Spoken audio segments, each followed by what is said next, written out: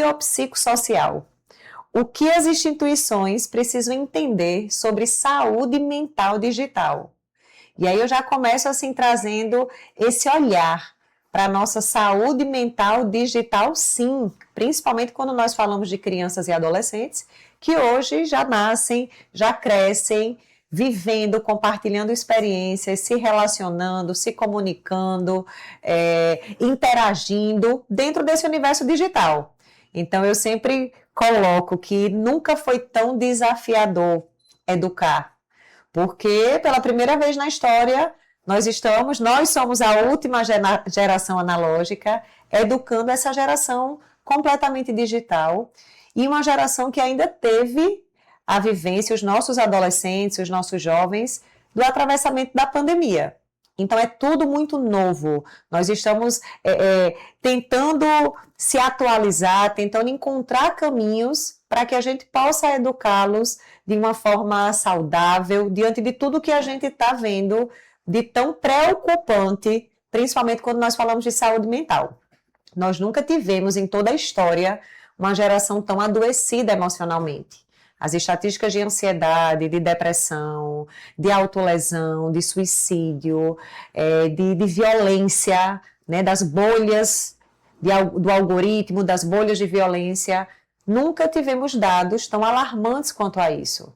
E nós estamos já trazendo aqui para vocês, nos antecipando. A GPS Conexão Segura é essa empresa que nasceu com um propósito. Todos nós somos pais, mães, temos nossas crianças, nossos adolescentes e começamos a nos deparar com situações muito preocupantes.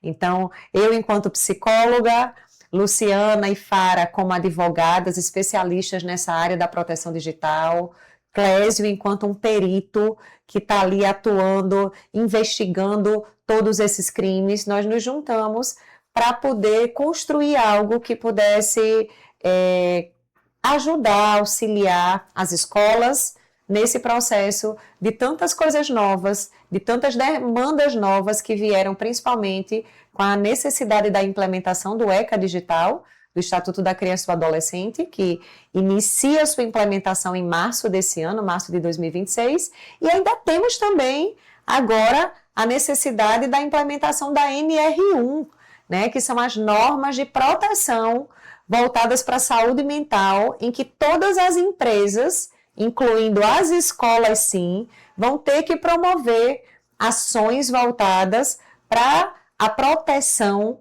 da saúde mental dos seus colaboradores, né? Então, aqui entra todo esse universo, todo esse cuidado com a nossa saúde mental digital. Então, vamos embora? Vou começando compartilhando com vocês aqui os nossos slides para a gente poder ir refletindo, para a gente poder ir dialogando nessa perspectiva. Então, deixa eu abrir aqui.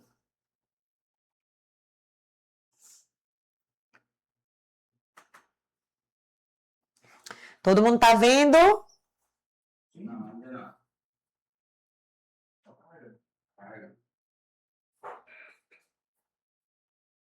não. Prontinho.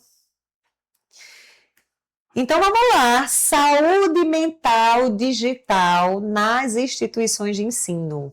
O que é que nós precisamos entender sobre isso? E aí eu já começo refletindo com vocês. Quantos conflitos que chegam até a coordenação hoje na escola começam dentro da escola enquanto espaço físico? Será? Quantas situações não aparecem às 10 horas da noite pelo WhatsApp? Ou quantas situações o bom dia do coordenador, do diretor, muitas vezes, já é uma situação que envolve alunos, ou que envolve professores, ou que envolve famílias, que aconteceram dentro desse mundo digital? Então, hoje não dá mais para a gente olhar para essas questões como algo que está fora da escola.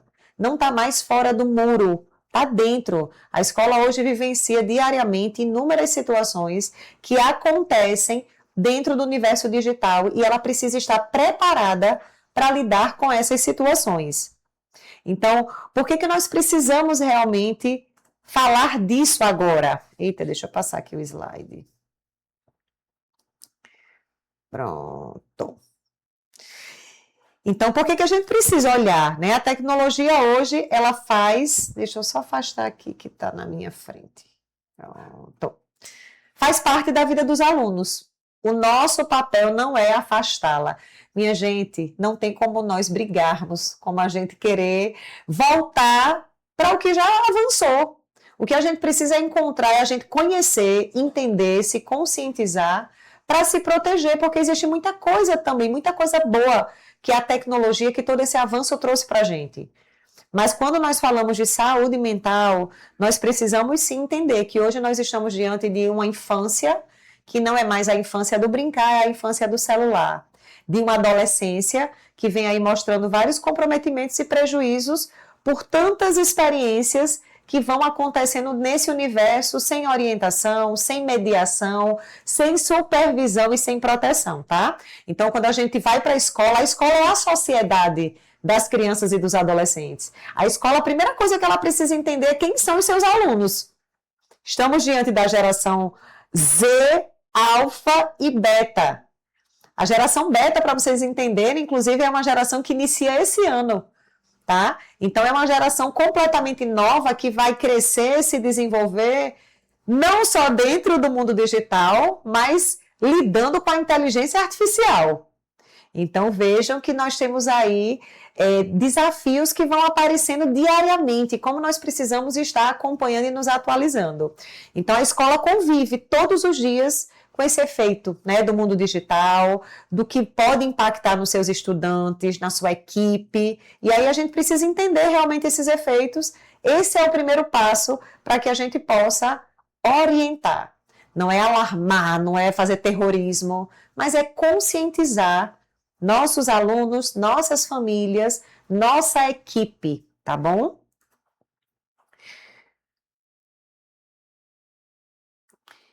Então, quando eu trago para vocês o conceito de risco biopsicossocial, a gente está falando de desenvolvimento.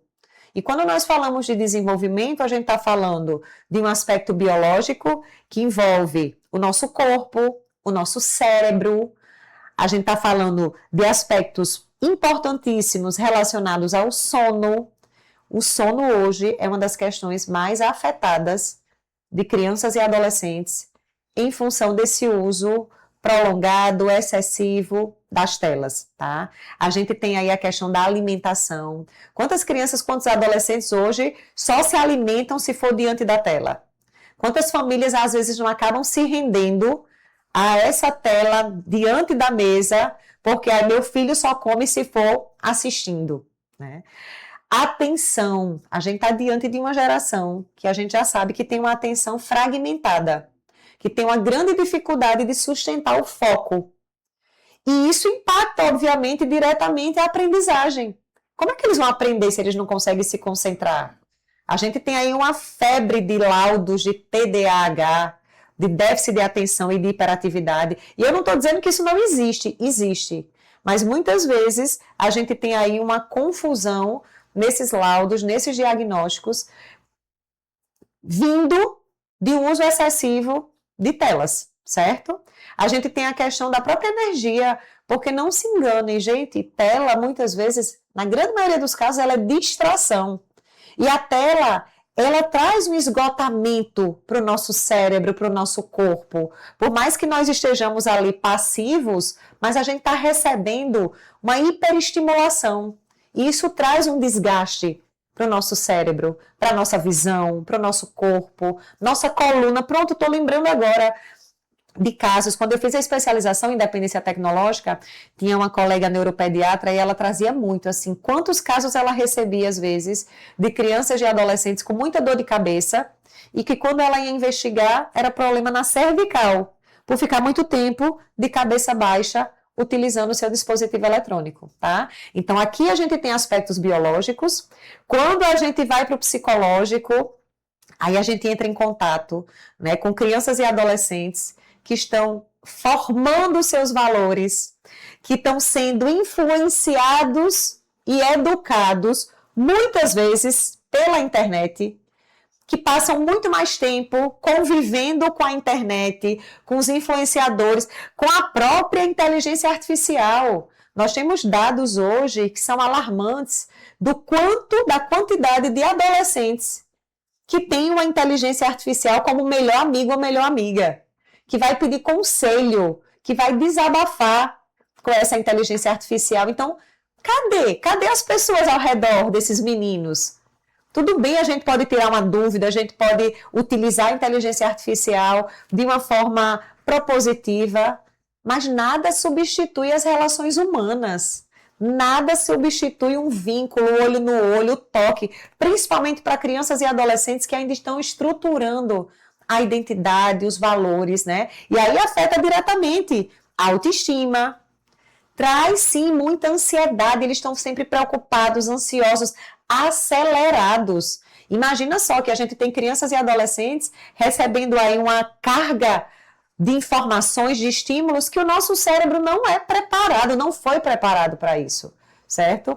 A gente tem aí o humor sendo afetado, o humor porque eles ficam mais irritados, mais impacientes, mais inquietos, e temos também aí a questão social, ou seja, relacionamentos. E nós somos seres sociais. Nós vamos estruturando quem nós somos através da convivência, das amizades, dos relacionamentos. E aí a escola entra como a principal fonte de socialização de crianças e adolescentes. Porque vejam que nosso primeiro espaço de socialização e de vinculação é a família. O nosso segundo espaço é justamente a escola, tá?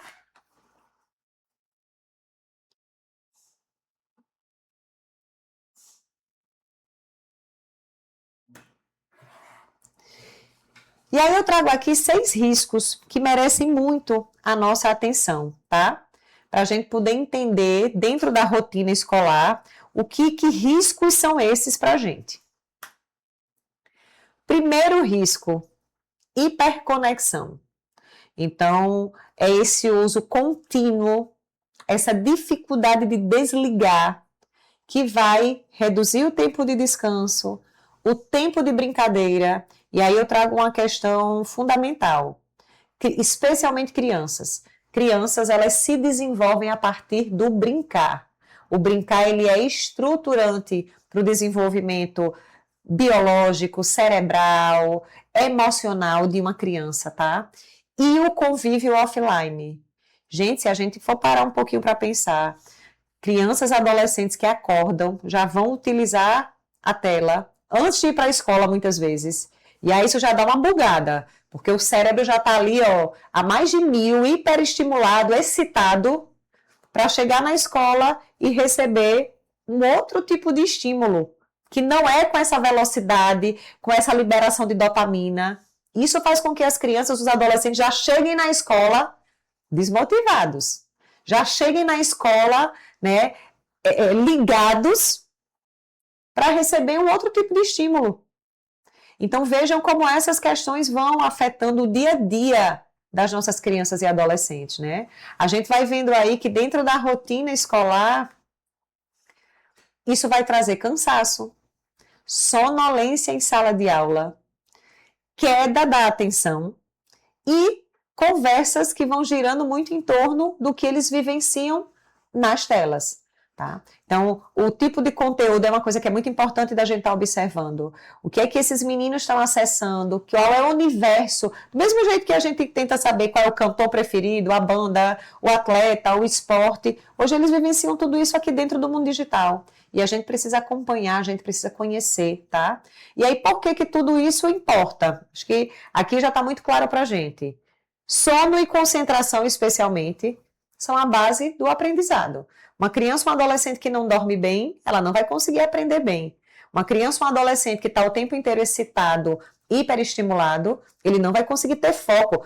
Olhem, hoje eu recebo constantemente pais angustiados, nós recebemos inclusive aqui na GPS, escolas buscando estratégias para sustentar a atenção dos seus alunos, porque eles não conseguem mais prender a atenção desses alunos. Então, para vocês verem como essa hiperconexão, ela hoje afeta. Temos estudos hoje que já trazem impactos no desenvolvimento cerebral Porque o nosso cérebro, ele tem plasticidade, especialmente na infância. Todas as experiências que a gente vai vivenciando, elas vão moldando a estruturação do nosso cérebro. Então, uma criança que muito cedo, muito precocemente, tem acesso à tela, ela já vai se desenvolver de uma forma diferente. Então, que a gente possa entender, primeiro ponto de risco, hiperconexão. Avançamos, estamos avançando, e essa é uma das nossas missões. Avançamos com a Lei 15.100, por exemplo, implementada ano passado, 2025, que vai trazer justamente, vejam, essa lei, Fara e Lu vão trazer em outros momentos para vocês, mas é uma lei que restringe o uso dos dispositivos eletrônicos na escola. E aí, sabe qual é o objetivo da lei? Salvaguardar, proteger a saúde mental de crianças e adolescentes. Porque a gente está diante de uma geração dependente. E aí, se a gente não dava esse freio dentro da escola, onde é que isso ia parar? Então, a gente já conseguiu reduzir na escola. Mas também, muitas vezes, eles já saem da escola já com o dispositivo no bolso e já usam durante o resto do dia inteiro. Então, essa hiperconexão, ela continua acontecendo, tá?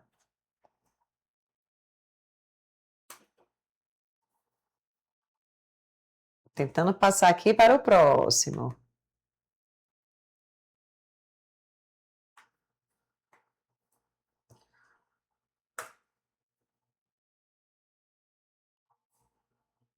Não está passando. Vamos pedir ajuda aqui, a nossa equipe, o nosso suporte, né? Vamos lá, Eric.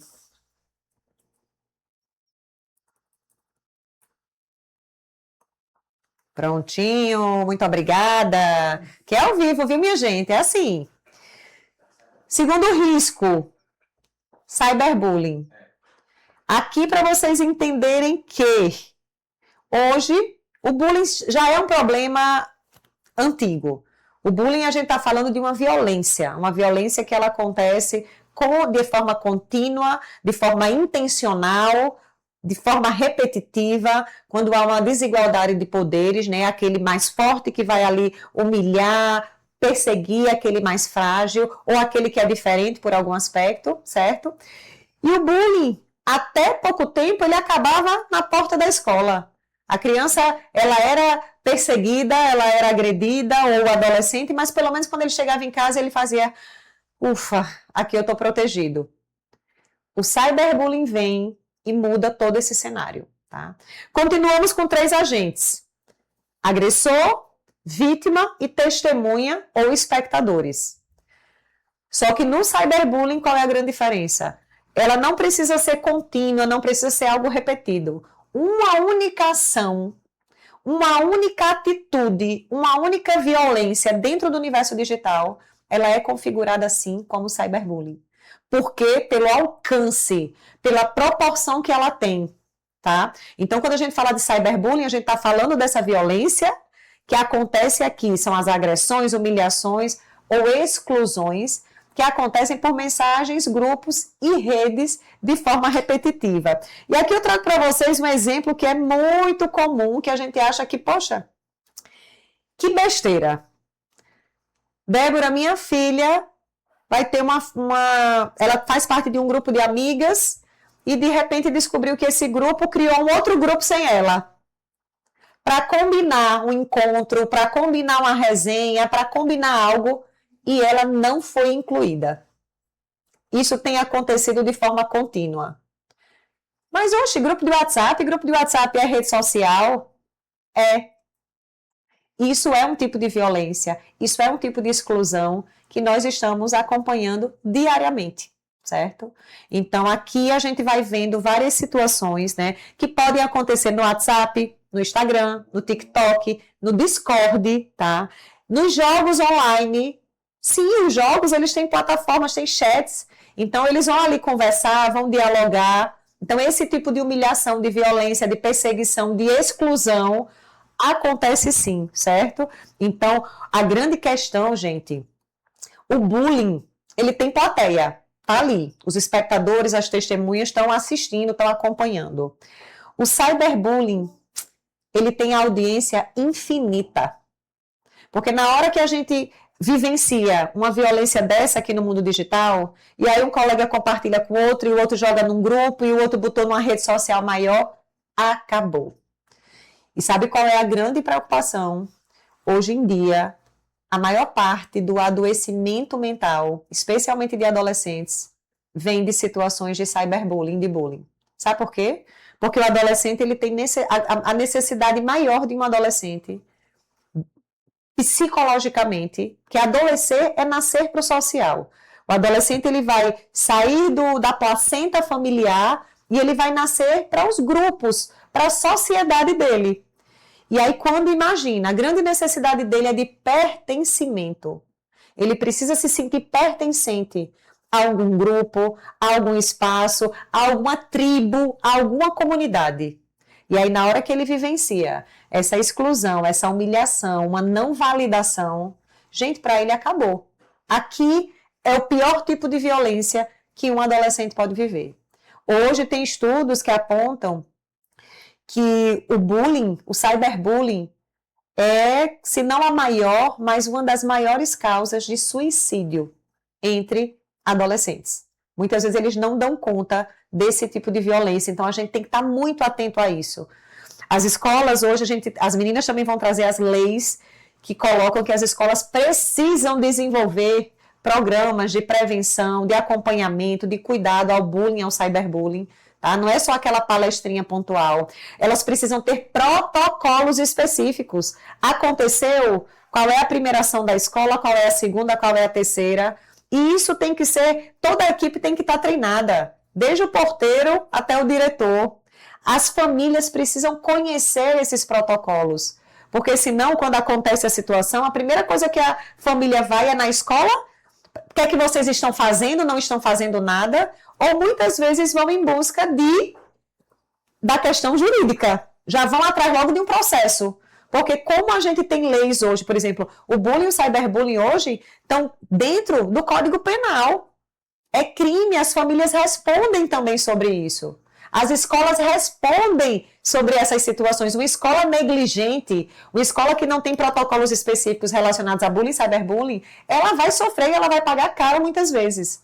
Então, esse é um tema que a gente traz com muito cuidado. Esse segundo risco, que é o bullying e o cyberbullying, tá? Então, ele não tem hora para acabar, pode ferir, pode destruir, eu não digo nem ferir, pode destruir a autoestima de uma criança e de um adolescente, identificar, acolher cedo, tratar muitas vezes, buscar ajuda profissional, faz toda a diferença. A gente pode salvar vidas aqui. E essa é a nossa grande missão, esse é o nosso grande propósito.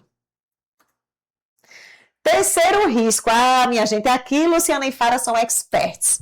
Quando entra essa questão da exposição de imagem e de dados, que hoje é a grande preocupação das escolas, né? Muitas escolas estão preocupadas só com isso. Posso colocar foto do meu aluno? Não posso. Gente, isso daí é a pontinha do iceberg, porque o buraco é muito mais embaixo. Veja, a gente está trazendo aqui como terceiro elemento de risco, né? Mas por quê? Porque o ECA Digital hoje traz todo um direcionamento específico quanto a essas questões. E vejam, não achem que qualquer advogado, inclusive, pode lidar com essas questões, porque o próprio ECA Digital, como ele está sendo implementado, ele ainda está sendo, né, todas essas diretrizes estão sendo estruturadas.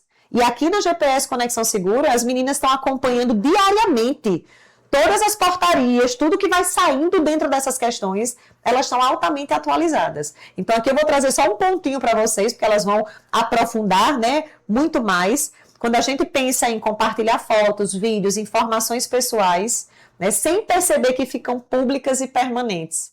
Aqui nós já acompanhamos, elas já acompanharam casos de escolas que estão sendo processadas por questões como essa. E não é por maldade, não é intencional, é falta de informação e de conhecimento. Se a gente for pensar na rotina escolar, fotos de colegas postadas sem consentimento, dados expostos em trabalhos, registros de evento que vão circulando aí livremente, tá? Aí a gente vai falar também sobre questão de direito de imagem, consentimento, a própria LGPD, a proteção da criança, tá? Então aqui são situações que a gente vai estar acompanhando. E aí a gente precisa realmente olhar com muita importância para esse terceiro risco, porque privacidade é um direito, né, de crianças e de adolescentes. Então, educar sobre o que se publica protege hoje e no futuro. E olhem, as escolas hoje precisam incluir essa formação também para os alunos. Nós precisamos orientar as nossas crianças e nossos adolescentes nesse sentido aqui. Porque às vezes eles acham que podem sim pegar uma foto de um colega, postar. Sabe aquela história de fazer uma figurinha para tirar uma onda, fazer uma brincadeira? Então, tudo isso está dentro aqui dessa questão da exposição de imagens, de dados. Luciana sempre traz muito exemplo das fotos que os pais postam com a farda dos filhos, né? Então, aqui são vários riscos, várias questões que nós precisamos conhecer para poder proteger e prevenir, tá? Quarto risco, uso abusivo de jogos online. Eu fico ainda impressionada como tem adultos que acham que isso é exagero. Ou que não acontece aqui, que isso é coisa lá de fora só, isso aqui não está acontecendo. E eu digo a vocês que eu conheço inúmeros casos de adolescentes, por exemplo, que até hoje, desde a pandemia, não conseguiram voltar para o convívio social. Eu conheço casos de adolescentes que ainda usam máscaras, que não conseguiram voltar para a escola. Eu conheço casos de adolescentes que são tão dependentes dos jogos online que usam fralda geriátrica, porque não podem parar o jogo para ir ao banheiro. Então, nós estamos falando aqui, sim, de adoecimento. Para vocês terem uma ideia, o game disorder, né, que é a dependência de jogos, hoje é um transtorno mental, é uma patologia que está dentro da CID-11, que é a Classificação Internacional de Doenças, tá? E do DSM-5, que é o Manual de Transtornos Mentais, como uma patologia que tem critérios diagnósticos, que tem etapas para o tratamento, tá? Então, aqui é quando justamente o jogo, ele deixa de ser lazer, entretenimento, diversão, e passa a ocupar um lugar central na vida dessas crianças e desses adolescentes. Não é mais a hora livre. Eu vivo em função disso, a ponto de eu perder completamente o controle. E não só a criança e o adolescente perdem o controle, a família perde o controle. Quando elas conseguem ir para a escola, muitas vezes a escola não sabe lidar com essas situações, né? Quando um aluno desse tem uma crise de ansiedade porque precisou entregar o celular e ele não consegue, ele tem crise de abstinência. Como é que se lida com isso aí dentro da sua escola, né? Então, a gente precisa entender que isso está dentro da rotina escolar. São tarefas não entregues, é a irritabilidade, são as crises de abstinência, tá? E aí isso é muito importante porque, óbvio, o jogo faz parte da infância, mas a gente precisa orientar as famílias quanto ao equilíbrio, à supervisão, aos tipos de jogos, aos perigos que existem, inclusive, dentro desses jogos. Vocês já ouviram falar, por exemplo, de situações de estupro coletivo dentro de um jogo desse? Existe. Então, gente, são tantas situações novas e assustadoras que a gente precisa conhecer para poder... Como é que a gente vai proteger se a gente não conhece? Quinto risco, exposição a conteúdo adulto. Aqui a gente tem algo extremamente perigoso, que envolve todo esse fenômeno da adultização. A gente está matando a infância. Crianças hoje não podem mais ser crianças. Elas não brincam, elas não são espontâneas, elas não têm liberdade para criar, para fantasiar, porque muito cedo elas estão tendo acesso aqui a conteúdos adultos. Crianças, meninas especialmente, que não querem mais brinquedos, querem produtos de skincare. Meninas que acordam mais cedo para ir para a escola para fazer o seu ritual de skincare, porque não pode chegar na escola com a pele sem estar preparada. Minha gente, eu vou fazer 45 anos e eu não tenho ritual de skincare.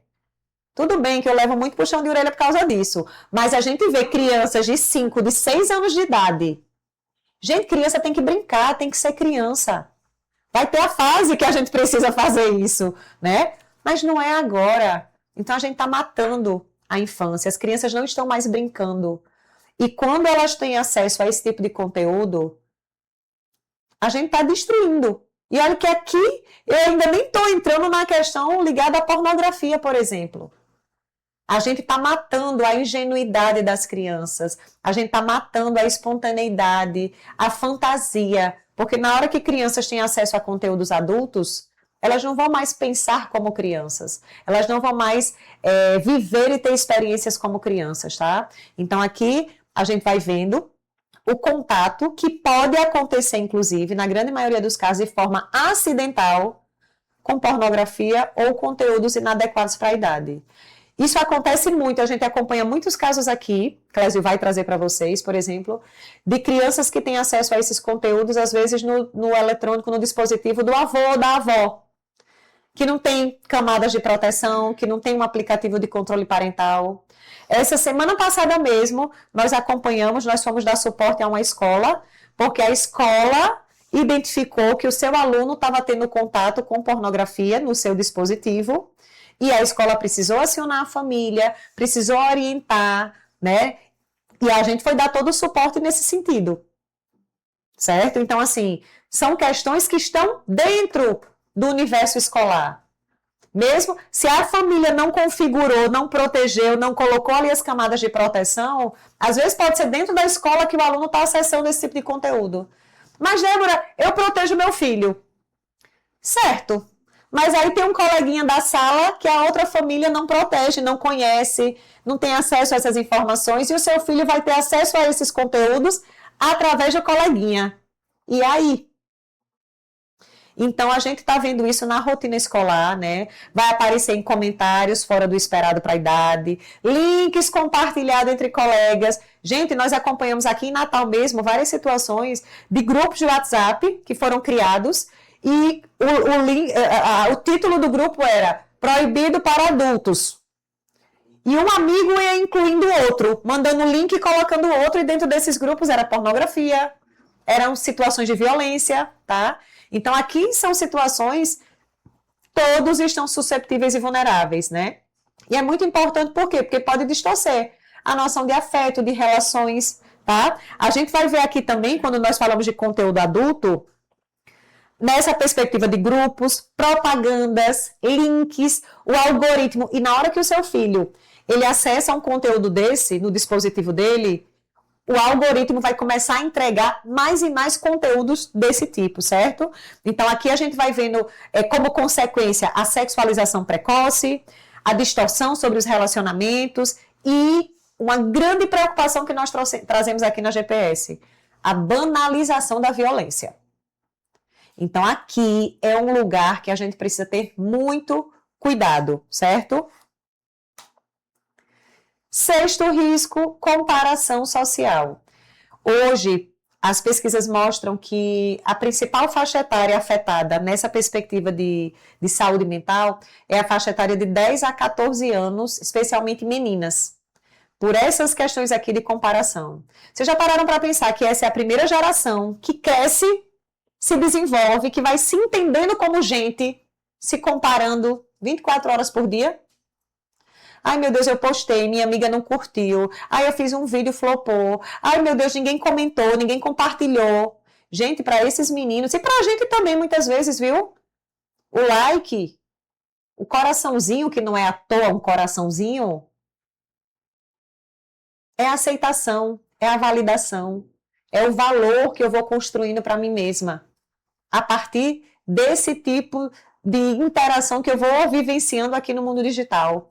Então, as nossas crianças e os nossos adolescentes hoje vão crescendo, medindo o valor deles por essa vida idealizada, instagramável, né? Que os outros vão mostrando nas redes sociais. É aquele influenciador, é aquela influenciadora que mostra uma vida perfeita e que a gente sabe que não é real, que é tudo editado, que é tudo intencional, tá? Dentro da rotina escolar, a gente vai ver uma preocupação excessiva com a aparência, com as marcas, a questão da popularidade, e uma insegurança, muitas vezes, de se expor diante da turma, né?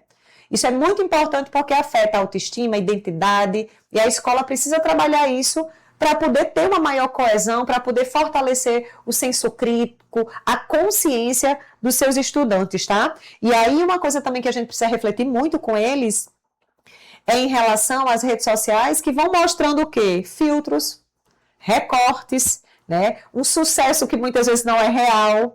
Só que esse cérebro da criança e do adolescente vai interpretando aquilo como realidade.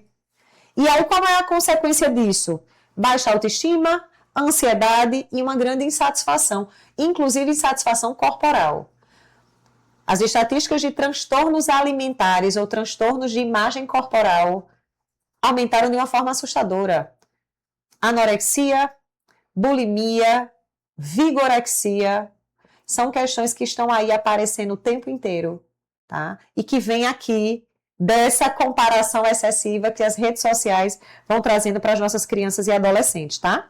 Então, o problema não é apenas o que uma criança ou o que um adolescente publica, é aquilo que ele acredita quando vê a publicação dos outros, tá?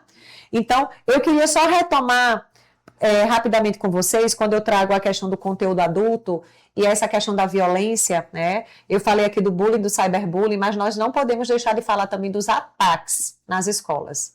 Hoje, todas as escolas trabalham nessa perspectiva, está dentro, né, da Lei de Diretrizes e Bases da Educação, dos programas nacionais, a questão de uma cultura de paz.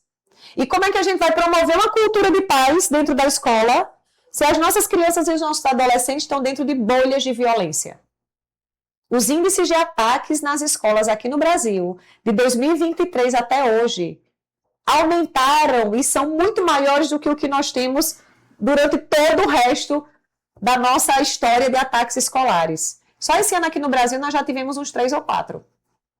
Então, assim, é um tema muito sério, que as escolas ainda estão tapando os olhos. Eu e Fara, nós estivemos, inclusive, acho que foi em março, né, num evento sobre segurança escolar no Espírito Santo, promovido, que eles trouxeram, inclusive, né, o Serviço Secreto americano para dar esse treinamento para a gente, justamente para conscientizar as escolas, a polícia, de protocolos específicos para proteger, para prevenir ataques em escolas, e não só isso, a como intervir quando isso acontece. Porque não se enganem não, isso não acontece só lá fora não. Isso está acontecendo aqui no Brasil, aqui no Nordeste, aqui em Natal, em todas as nossas cidades, tá?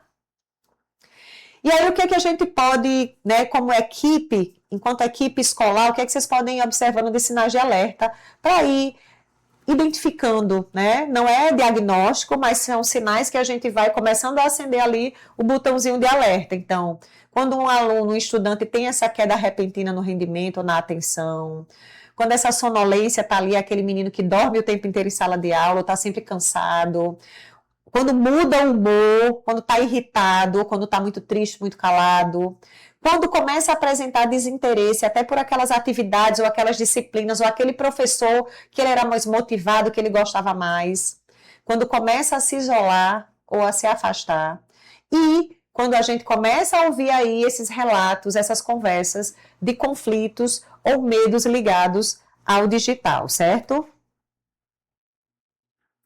Então, gente, quando esses sinais eles são identificados, a gente precisa de um fluxo. A escola precisa ter um passo a passo de como agir. E é justamente isso que a gente quer poder trazer para vocês. Nós temos aqui todo um passo a passo de um diagnóstico institucional, onde a gente vai acolher, vai ouvir, vai entender a escola, a dinâmica daquela escola, para poder construir, para poder estruturar esses protocolos. Então, aqui a gente tem um caminho simples e humano, para que ninguém precise decidir sozinho, ou na hora que o fogo está ali, que eu tenho que correr para apagar o fogo, porque pense num lugar que a gente apaga fogo, é a escola.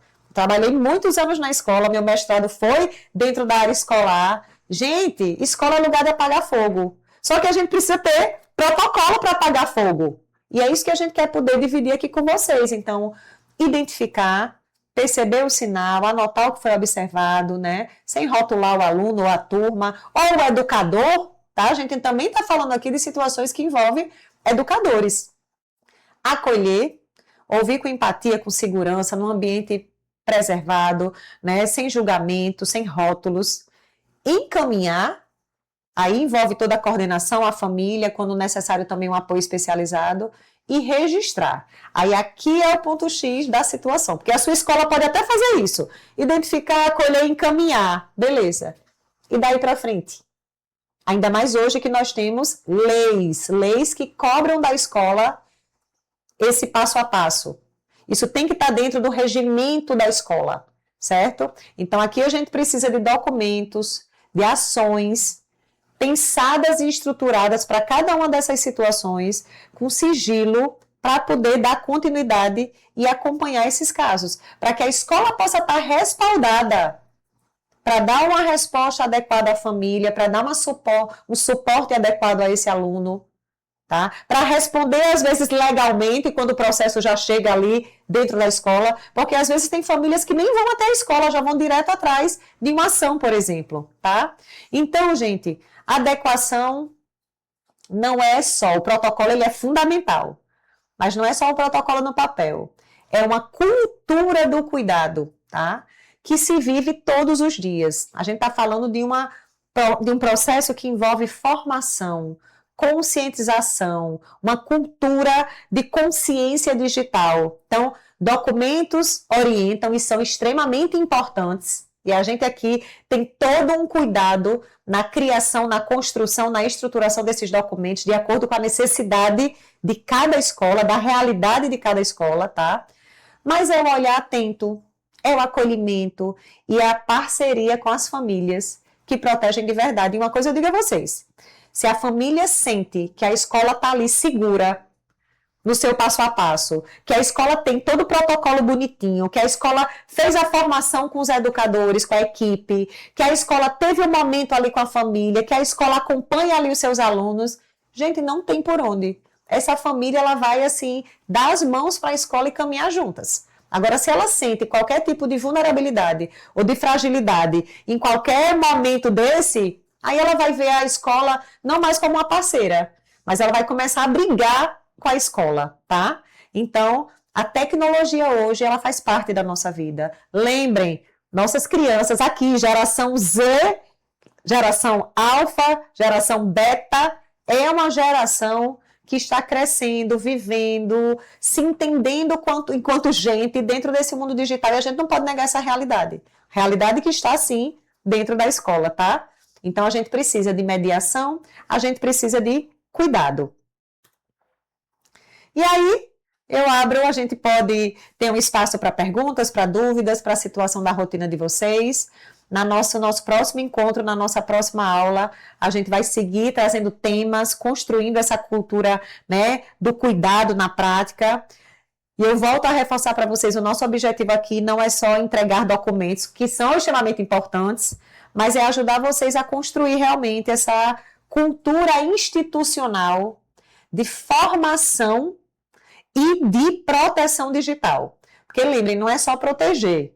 A gente está diante de crianças e adolescentes que vão se formando, vão estruturando a identidade, vão entendendo quem eles são, formando os valores deles, vão construindo vínculos dentro desse universo digital que perpassa o dia a dia, a realidade de todas as escolas, tá?